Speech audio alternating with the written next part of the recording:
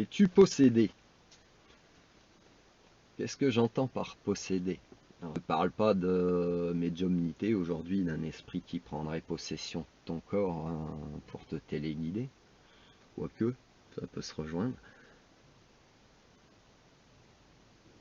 Est-ce que tu es possédé par les choses en fait?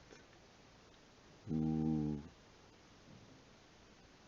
est-ce que tu penses que tu possèdes les choses ou les gens?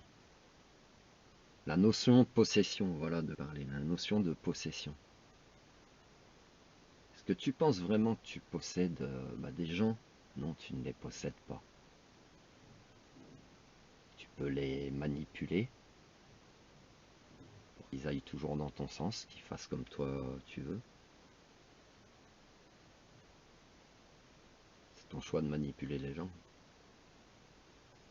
Mais tu ne les possèdes pas parce que tout le monde a ses limites et un jour, on stop. Et tu t'apercevras peut-être même aussi que d'avoir essayé de posséder cette personne, après c'est le contraire qui va t'arriver. C'est-à-dire que c'est toi qui seras possédé par l'obsession d'avoir perdu cette personne. Donc sache qu'on ne possède personne. Un être vivant n'est pas une possession, que ce soit un humain ou un animal. Pas une possession, puisqu'il a son libre arbitre, son choix, tout ça, tout ça. Il ne t'appartient pas. Il ne t'appartient pas non plus de choisir de sa vie, de sa destinée, etc. Tu peux conseiller. Et puis tu as la notion de possession aussi des objets. Tu sais, tu as ta maison, tu as ta voiture. Soit tu les possèdes le temps d'un temps, ouais. C'est des choses, donc tu peux en avoir ce qu'on appelle l'usufruit, c'est-à-dire ils sont à toi parce que tu en as une utilité. Si tu achètes des objets et que tu ne t'en sers pas, c'est de l'achat compulsif par exemple. Dommage d'investir ton argent dans des choses dont tu ne te serviras pas. Tu aurais pu utiliser cet argent pour autre chose par exemple. Donc tu possèdes tes objets mais le temps d'un temps en plus, puisque éternel. Donc ils auront leur durée de vie propre hein, selon l'objet. Et puis ils te lâcheront. Ils seront abîmés, défectueux, troués, déchirés, usés.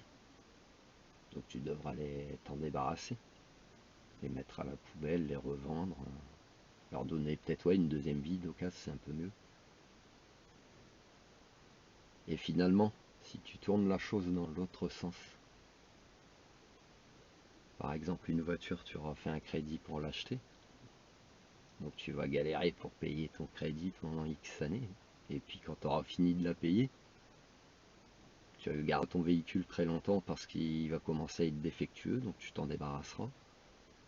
Donc tout le stress que ton crédit t'a généré pendant X années, c'est là que ton objet t'a possédé, tu comprends? C'est lui qui t'a possédé. En plus ton véhicule est tombé en panne, fallait courir pour de l'argent pour le réparer encore. Et encore et encore. Tu comprends la notion de possession?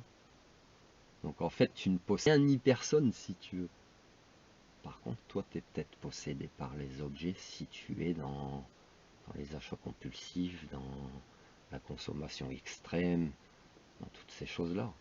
Pose-toi des questions sur l'utilité de tout ce que tu achètes. Est-ce que ça t'est réellement nécessaire? Voilà. Voilà ce que c'est que d'être possédé. Alors, toi tu l'aides peut-être, mais tu ne possèdes rien ni personne. Tu comprends? Je te laisse méditer.